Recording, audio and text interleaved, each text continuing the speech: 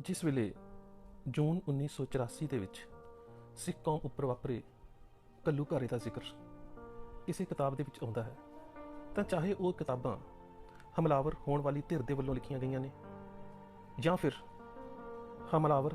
ਧਿਰ ਦੀ ਹਮਾਇਤ ਦੇ ਵਿੱਚ ਭੁਗਤਣ ਵਾਲੇ ਪੱਤਰਕਾਰਾਂ ਦੇ ਵੱਲੋਂ ਲਿਖੀਆਂ ਗਈਆਂ ਨੇ, ਉਹਨਾਂ ਕਿਤਾਬਾਂ ਦੇ ਵਿੱਚ ਇੱਕ ਅਹਿਮ ਗੱਲ ਸਾਹਮਣੇ ਆਉਂਦੀ ਹੈ ਕਿ ਦਰਬਾਰ ਸਾਹਿਬ ਕੰਪਲੈਕਸ ਦੇ ਵਿੱਚ ਜਨਰਲ ਸ਼ਬੇਗ ਸਿੰਘ ਦੀ ਅਗਵਾਈ ਦੇ ਵਿੱਚ ਜਿਹੜੀ ਮੋਰਚਾਬੰਦੀ ਕੀਤੀ ਗਈ ਉਹ ਬਹੁਤ ਹੀ ਆਲਾ ਦਰਜੇ ਦੀ ਸੀ। ਜੇਕਰ ਇੰਟਰਨੈਟ ਦੇ ਉੱਪਰ ਉਪਲਬਧ ਅਸੀਂ ਉਸ ਘੱਲੂਘਾਰੇ ਦੇ ਵਿੱਚ ਹਕੂਮਤ ਦੇ ਵੱਲੋਂ ਹਮਲਾਵਰ ਹੋਣ ਵਾਲੇ ਫੌਜੀ ਅਫਸਰਾਂ ਦੀਆਂ ਮੁਲਾਕਾਤਾਂ ਸੁਣਦੇ ਹਾਂ ਤਾਂ ਉਹ ਚਾਹੇ ਅਫਸਰ ਅਸਰਾਰ ਖਾਨ ਹੈ ਜਾਂ ਕੋਈ ਹੋਰ ਹੈ, ਉਹ ਇੱਕ ਗੱਲ ਕਹਿੰਦੇ ਨੇ ਕਿ ਦਰਬਾਰ ਸਾਹਿਬ ਪਰਿਸਰ ਦੇ ਅੰਦਰ ਮੋਰਚਾਬੰਦੀ ਦਾ ਮਿਆਰ ਇੰਨਾ ਅਹਿਮ ਸੀ ਕਿ ਅਸੀਂ ਕਦੀ ਵੀ ਇਸ ਤਰ੍ਹਾਂ ਦੀ ਮੋਰਚਾਬੰਦੀ ਨਹੀਂ ਵੇਖੀ ਔਰ ਇਹ ਮੋਰਚਾਬੰਦੀ ਦਾ ਕਮਾਲ ਸੀ ਜਿਸ ਕਰਕੇ ਭਾਰਤੀ ਫੌਜ ਦਾ ਇੰਨਾ ਵੱਡਾ ਨੁਕਸਾਨ ਹੋਇਆ। ਇਸ ਮੋਰਚਾਬੰਦੀ ਨੂੰ ਕਰਵਾਉਣ ਦਾ ਬੇਸ਼ੱਕ ਸਾਰਾ ਸਿਹਰਾ ਜਨਰਲ ਸ਼ਬੇਗ ਸਿੰਘ ਉਹਨਾਂ ਦੇ ਸਿਰ ਜਾਂਦਾ ਹੈ, ਪਰ ਮੋਰਚਾਬੰਦੀ ਕਰਨ ਵਾਲੇ ਜਿਹੜੇ ਨੇ ਉਹਨਾਂ ਦੇ ਬਾਰੇ ਅਸੀਂ ਬਹੁਤ ਘੱਟ ਜਾਣਦੇ ਹਾਂ। ਜੇਕਰ ਅਸੀਂ ਉਹਨਾਂ ਦੇ ਪਿਛੋਕੜ ਨੂੰ ਵਾਚਣਾ ਹੋਵੇ ਤਾਂ ਕਾਰ ਸੇਵਾ ਵਾਲੇ ਬਾਬਾ ਸ਼ੀਸ਼ਾ ਸਿੰਘ ਜੀ ਹਜੂਰ ਸਾਹਿਬ ਵਾਲੇ,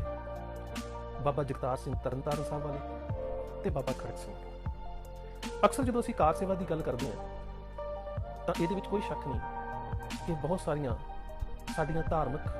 ਸਾਡੀਆਂ ਇਤਿਹਾਸਕ ਤੇ ਸਾਡੀ ਪ੍ਰਾਤਨਤਾ ਦੇ ਨਾਲ ਜੁੜੀਆਂ ਹੋਈਆਂ ਬਹੁਤ ਸਾਰੀਆਂ ਵਿਰਾਸਤੀ ਇਮਾਰਤਾਂ ਜਿਹੜੀਆਂ ਸੀ ਉਹ ਢਹਿ ਢੇਰੀ ਹੋਈਆਂ ਨੇ।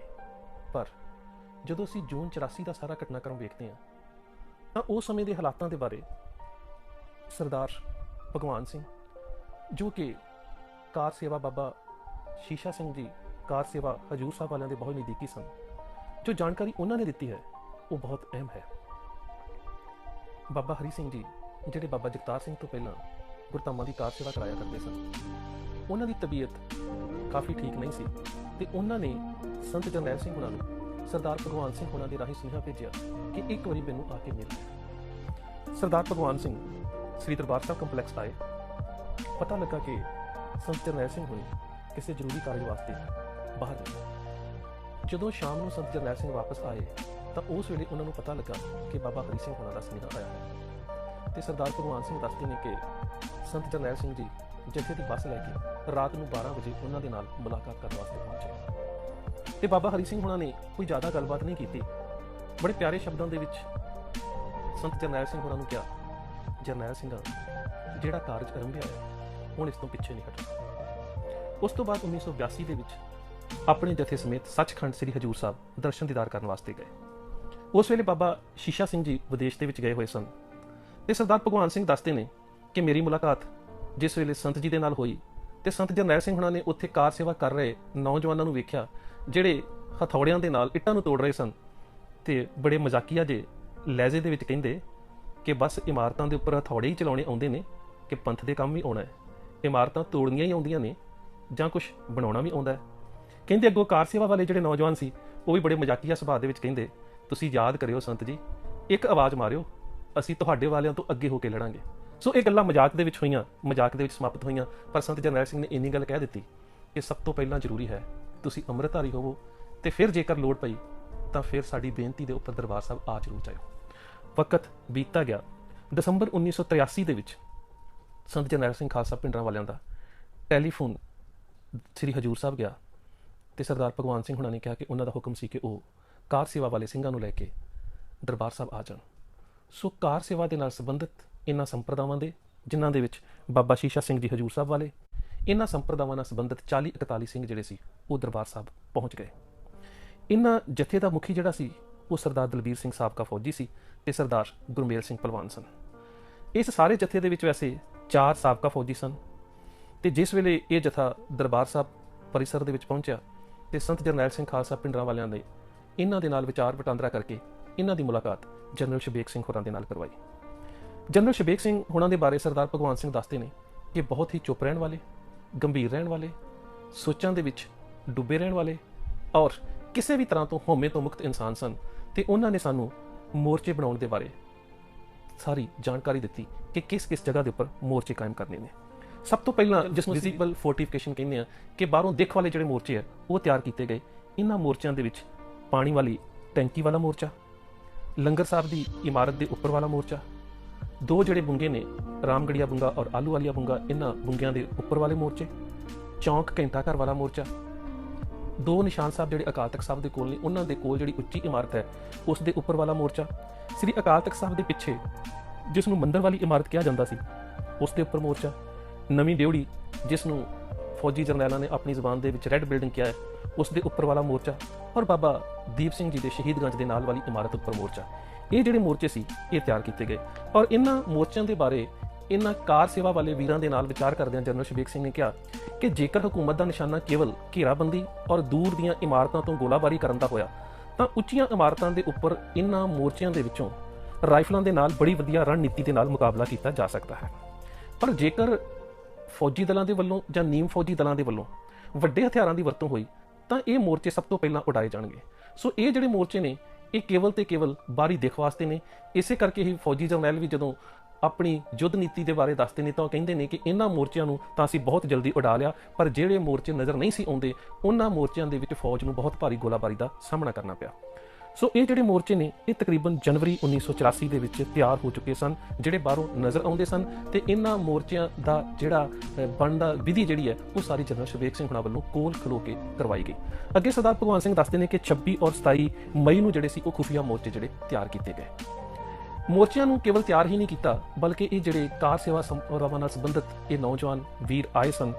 ਇਹਨਾਂ ਨੇ ਬਕਾਇਦਾ ਜੂਨ 1984 ਦੇ ਇਸ ਘੱਲੂਘਾਰੇ ਦੇ ਵਿੱਚ ਫੌਜ ਦਾ ਹਥਿਆਰਬੰਦ ਮੁਕਾਬਲਾ ਵੀ ਕੀਤਾ ਔਰ ਸ਼ਹਾਦਤਾਂ ਵੀ ਪ੍ਰਾਪਤ ਕੀਤੀਆਂ। ਲੰਗਰ ਦੀ ਇਮਾਰਤ ਦੇ ਉੱਪਰ ਵਾਲਾ ਮੋਰਚਾ, ਜਿਸ ਮੋਰਚੇ ਦੀ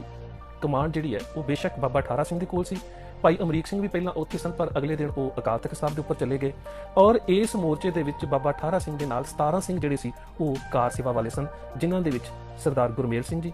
ਸਰਦਾਰ ਸਵਰਨ ਸਿੰਘ ਜੀ, ਸਰਦਾਰ ਸੁਖਵਿੰਦਰ ਸਿੰਘ, ਸਰਦਾਰ ਜਗਦੀਸ਼ ਸਿੰਘ ਬਿੱਲੂ, ਸਰਦਾਰ ਮੋਹਨ ਸਿੰਘ, ਸਰਦਾਰ ਸ਼ਿੰਗਾਰਾ ਸਿੰਘ, ਇਹ ਦੋਵੇਂ ਪਿੰਡ ਹਾਮਦ ਤੋਂ ਸਨ, ਸਰਦਾਰ ਮੁਖਤਿਆਰ ਸਿੰਘ ਤੇੜਾ, ਸਰਦਾਰ ਬਲਵਿੰਦਰ ਸਿੰਘ ਬਾਬਾ ਬਕਾਲਾ, ਸਰਦਾਰ ਕੁਲਬੀਰ ਸਿੰਘ ਜੰਡਿਆਲਾ, ਸਰਦਾਰ ਕਰਨੈਲ ਸਿੰਘ ਜੰਡਿਆਲਾ, ਸਰਦਾਰ ਮਲਕੀਤ ਸਿੰਘ ਤਰਨਤਾਰਨ, ਸਰਦਾਰ ਸਾਧੂ ਸਿੰਘ ਗੂਲਾ ਚੀਕਾ, ਇਹਨਾਂ ਤੋਂ ਇਲਾਵਾ ਸਰਦਾਰ ਭਗਵਾਨ ਸਿੰਘ, ਸਰਦਾਰ ਮੰਗਲ ਸਿੰਘ, ਸਰਦਾਰ ਜੋਗਾ ਸਿੰਘ ਜਲਵਾੜਾ, ਸਰਦਾਰ ਸਾਧਾ ਸਿੰਘ ਪਟਿਆਲਾ ਔਰ ਸਰਦਾਰ ਦੂਲਾ ਸਿੰਘ ਤਰਨਤਾਰਨ, ਇਹ ਜਿਹੜੇ ਸਿੰਘ ਸੀ ਇਹ ਬਾਬਾ ਠਾਰਾ ਸਿੰਘ ਦੀ ਅਗਵਾਈ ਦੇ ਵਿੱਚ ਲੰਗਰ ਵਾਲੀ ਇਮਾਰਤ ਦੇ ਉੱਪਰੋਂ ਫੌਜ ਦਾ ਮੁਕਾਬਲਾ ਕਰ ਰਹੇ ਸਨ। ਤੇ ਸਰਦਾਰ ਭਗਵਾਨ ਸਿੰਘ ਵੱਲੋਂ ਦਿੱਤੀ ਜਾਣਕਾਰੀ ਦੇ ਅਨੁਸਾਰ ਇਹਨਾਂ ਦੇ ਕੋਲ ਲਾਈਟ ਮਸ਼ੀਨ ਗਨ SLR ਤੇ ਇਸ ਤੋਂ ਇਲਾਵਾ 315 ਬੋਰ ਦੀਆਂ ਰਾਈਫਲਾਂ ਔਰ 12 ਬੋਰ ਦੀਆਂ ਬੰਦੂਕਾਂ ਸਨ। ਇਹ ਮੁਕਾਬਲਾ ਜਿਹੜਾ ਹੋਇਆ, ਇਸ ਮੁਕਾਬਲੇ ਦੇ ਵਿੱਚ ਜਿਹੜੇ ਸਭ ਤੋਂ ਪਹਿਲਾਂ ਸਿੰਘਾਂ ਨੇ ਸ਼ਹਾਦਤਾਂ ਪ੍ਰਾਪਤ ਕੀਤੀਆਂ ਨੇ ਉਹ ਸਰਦਾਰ ਜੋਗਾ ਸਿੰਘ ਤੇ ਸਰਦਾਰ ਮੰਗਲ ਸਿੰਘ ਸਨ, ਜਿਹੜੇ ਲੰਗਰ ਵਾਲੀ ਇਮਾਰਤ ਦੇ ਉੱਪਰ ਫੌਜ ਦਾ ਮੁਕਾਬਲਾ ਕਰਦੇ ਸ਼ਹੀਦ ਹੋਏ। ਵੈਸੇ ਇਹ ਜਿਹੜੇ 40-41 ਸਿੰਘ ਕਾਰ ਸੇਵਾ ਵਾਲੇ ਜਥੇ ਦੇ ਵਿੱਚੋਂ ਹਰਿਮੰਦਰ ਸਾਹਿਬ ਆਏ ਸਨ, ਇਹਨਾਂ ਦੇ ਵਿੱਚੋਂ ਕੁਝ ਸਿੰਘ ਜਿਹੜੇ ਸੀ ਉਹ ਗ੍ਰਿਫਤਾਰ ਵੀ ਕੀਤੇ ਗਏ ਫੌਜ ਦੇ ਵੱਲੋਂ, ਔਰ ਉਹ ਅਜੇ ਵੀ ਜਿਹੜੇ ਨੇ ਜਿਉਂਦੇ ਨੇ, ਜਿਨ੍ਹਾਂ ਦੇ ਵਿੱਚ ਸਰਦਾਰ ਭਗਵਾਨ ਸਿੰਘ ਜਿਨ੍ਹਾਂ ਨੇ ਸਾਰੀ ਇਹ ਜਾਣਕਾਰੀ ਦਿੱਤੀ ਹੈ, ਇਹਨਾਂ ਤੋਂ ਇਲਾਵਾ ਸਰਦਾਰ ਲਖਵਿੰਦਰ ਸਿੰਘ, ਸਰਦਾਰ ਸ਼ੇਰ ਸਿੰਘ, ਸਰਦਾਰ ਜੋਗਿੰਦਰ ਸਿੰਘ ਚਿੱਟੀ, ਸਰਦਾਰ ਜਸਬੀਰ ਸਿੰਘ ਔਰ ਸਰਦਾਰ ਜਸਬੀਰ ਸਿੰਘ ਔਜਲਾ, ਇਹ ਦੋ ਨਾਂ ਨੇ ਜਿਹੜੇ ਸਰਦਾਰ ਜਸਬੀਰ ਸਿੰਘ ਔਰ ਜਗਦੀਸ਼ ਸਿੰਘ ਜਿਹੜੇ ਅੱਜ ਵੀ ਜਿਉਂਦੇ ਨੇ। ਉਸ ਤੋਂ ਬਾਅਦ ਜਿਹੜਾ ਦੂਸਰਾ ਮੋਰਚਾ, ਜਿਸ ਮੋਰਚੇ ਦੇ ਉੱਪਰ ਕਾਰ ਸੇਵਾ ਦੇ ਸਿੰਘ ਸਨ, ਉਹ ਮੋਰਚਾ ਤਕਰੀਬਨ ਜਿਸ ਜਗ੍ਹਾ ਦੇ ਉੱਪਰ ਬਾਬਾ ਦੀਪ ਸਿੰਘ ਦਾ ਸ਼ਹੀਦਗੰਜ ਹੈ ਉਸ ਤੋਂ ਜਿਹੜੀ ਅਗਲੀ ਸ਼ਬੀਲ ਹੈ ਜਿੱਥੇ ਸੰਗਤਾਂ ਠੰਡਾ ਜਲ ਛਕਦੀਆਂ ਨੇ, ਉਹਦੇ ਨਾਲ ਵਾਲੀ 3 ਮੰਜ਼ਲੀ ਇਮਾਰਤ ਦੇ ਉੱਪਰ ਇੱਕ ਮੋਰਚਾ ਸੀ, ਜਿਸ ਦੇ ਵਿੱਚ ਸਰਦਾਰ ਸ਼ੇਰ ਸਿੰਘ, ਸਰਦਾਰ ਜਸਬੀਰ ਸਿੰਘ, ਉਹਨਾਂ ਤੋਂ ਇਲਾਵਾ 4 ਸਿੰਘ ਹੋਰ ਸਨ। ਇਹਨਾਂ 4 ਸਿੰਘਾਂ ਦੇ ਵਿੱਚ ਸਰਦਾਰ ਤਰਸੇਮ ਸਿੰਘ ਤੇ ਸਰਦਾਰ ਗੁਰਬਖਸ਼ ਸਿੰਘ, ਇਹ ਸਿੰਘ ਜਿਹੜੇ ਸੀ ਮੁਕਾਬਲਾ ਕਰ ਰਹੇ ਸੀ। ਜੇ ਕਿਤੇ ਤੁਹਾਨੂੰ ਅਕਾਲ ਤਖਤ ਸਾਹਿਬ ਦੇ ਸਾਬਕਾ ਜਥੇਦਾਰ ਗਿਆਨੀ ਜੋਗਿੰਦਰ ਸਿੰਘ ਵਿਦਾਂਤੀ ਜੀ ਹੁਣਾਂ ਦੀ ਇੱਕ ਇੰਟਰਵਿਊ ਨੂੰ ਪੜ੍ਹਨ ਦਾ ਮੌਕਾ ਮਿਲੇ ਤਾਂ ਉਸ ਦੇ ਵਿੱਚ ਜ਼ਿਕਰ ਮਿਲਦਾ ਹੈ ਕਿ ਮੇਰੀ ਰਿਹਾਇਸ਼ਗਾਹ ਵਾਲੇ ਪਾਸੇ ਇੱਕ ਫੌਜੀ ਗੱਡੀ ਆਈ, ਜਿਸ ਦੇ ਉੱਪਰ ਸਿੰਘਾਂ ਦੇ ਵੱਲੋਂ ਇੱਕ ਬਹੁਤ ਵੱਡਾ ਬੰਬ ਸੁੱਟਿਆ ਗਿਆ, ਬਹੁਤ ਵੱਡਾ ਧਮਾਕਾ ਹੋਇਆ ਤੇ ਉਸ ਪਾਸਿਓਂ ਦੁਬਾਰਾ ਫੌਜ ਅੰਦਰ ਨਹੀਂ ਆ ਸਕੀ।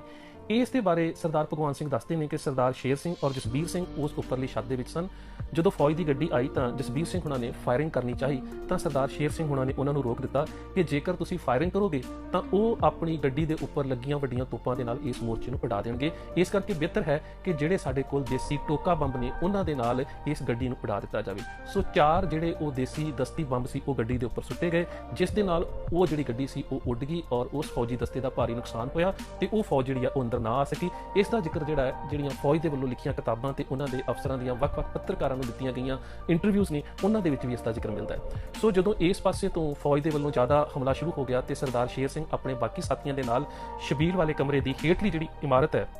ਉਸ ਦੇ ਵਿੱਚ ਆ ਗਏ ਤੇ ਸ਼ਬੀਰ ਦੀ ਜਿਹੜੀ ਛੋਟੀ ਜਿਹੀ ਚੌਖਟ ਹੀ ਬਣੀ ਸੀ ਉਸ ਦੀ ਆੜ ਲੈ ਕੇ ਪਰਿਕਰਮਾ ਦੇ ਵਿੱਚ ਆ ਰਹੀ ਫੌਜ ਦਾ ਮੁਕਾਬਲਾ ਸ਼ੁਰੂ ਕਰ ਦਿੱਤਾ।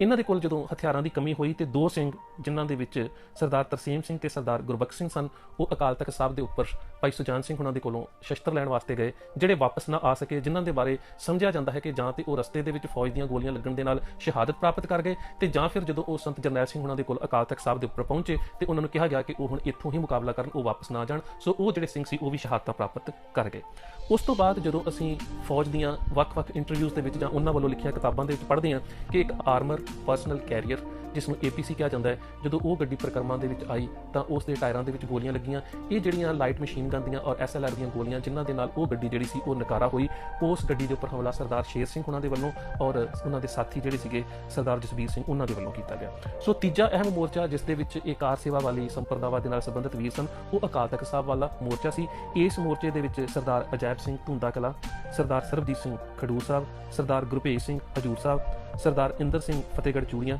ਸਰਦਾਰ ਸੁਰਜਨ ਸਿੰਘ ਧੁੰਦਾ, ਸਰਦਾਰ ਸਾਧਾ ਸਿੰਘ ਪਟਿਆਲਾ,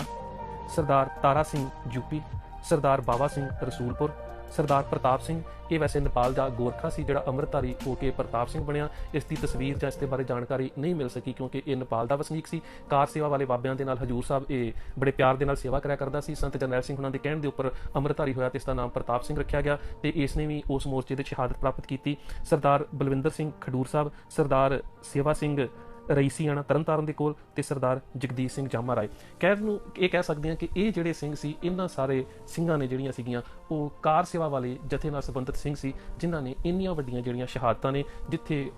ਇਸ ਘੱਲੂਘਾਰੇ ਦੇ ਵਿੱਚ ਦਿੱਤੀਆਂ, ਉੱਥੇ ਮੋਰਚਾ ਬਣਾਉਣ ਦੇ ਵਿੱਚ, ਮੋਰਚਾਬੰਦੀ ਦੇ ਵਿੱਚ ਜਨਰਲ ਸ਼ਬੇਕ ਸਿੰਘ ਹੁਣਾਂ ਦੀ ਅਗਵਾਈ ਦੇ ਵਿੱਚ ਬਹੁਤ ਹੀ ਸੁਚੱਜਾ ਯੋਗਦਾਨ ਪਾਇਆ। ਇਹ ਦੱਸਣਾ ਇਸ ਕਰਕੇ ਜ਼ਰੂਰੀ ਸੀ ਕਿ ਅਸੀਂ ਇਹਨਾਂ ਕਾਰ ਸੇਵਾ ਵਾਲੇ ਵੀਰਾਂ ਦੀ ਭੂਮਿਕਾ ਜਿਹੜੀ ਹੈ ਉਸ ਨੂੰ ਸਾਰੇ ਇਸ ਘੱਲੂਘਾਰੇ ਦੇ ਵਿੱਚੋਂ ਮਨਫੀ ਕਰਦੇ ਜਾ ਰਹੇ ਹਾਂ। ਕਹਿਣ ਤੋਂ ਭਾਵ ਹੈ ਕਿ ਅਸੀਂ ਕਦੀ ਵੀ ਜਦੋਂ ਅਸੀਂ ਘੱਲੂਘਾਰੇ ਦੀ ਗੱਲ ਕਰਦੇ ਹਾਂ ਤਾਂ ਇਹਨਾਂ ਕਾਰ ਸੇਵਾ ਵਾਲੀਆਂ ਜਿਹੜੀਆਂ ਸੰਪਰਦਾਵਾਂ ਦਾ ਅਹਿਮ ਯੋਗਦਾਨ ਹੈ ਅਸੀਂ ਉਸ ਦੇ ਬਾਰੇ ਜ਼ਿਕਰ ਬਹੁਤ ਘੱਟ ਕਰਦੇ ਹਾਂ। ਬਾਕੀ ਅਸੀਂ ਅਗਲੀ ਜਿਹੜੀ ਕਿਸ਼ਤ ਹੈ ਉਸ ਦੇ ਵਿੱਚ ਸਾਰਾ ਜ਼ਿਕਰ ਕਰਾਂਗੇ।